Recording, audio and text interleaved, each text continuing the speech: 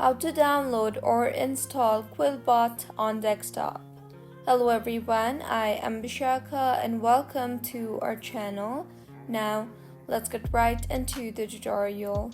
If you go ahead and open your app store and search for QuillBot, then you will not see the option for QuillBot anywhere.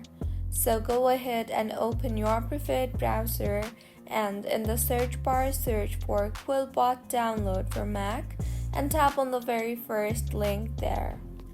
You will then see the install for free button. Tap on that.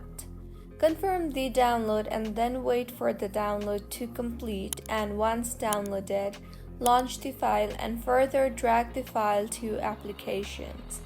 Once the file is shifted to applications, go ahead and open your Launchpad and then open the QuillBot app and use the application further.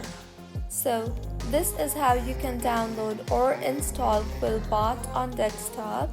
If you find this tutorial helpful, please like the video and do comment if you have any queries. Also, do subscribe to our channel for more helpful tutorials like this. See you on the next one.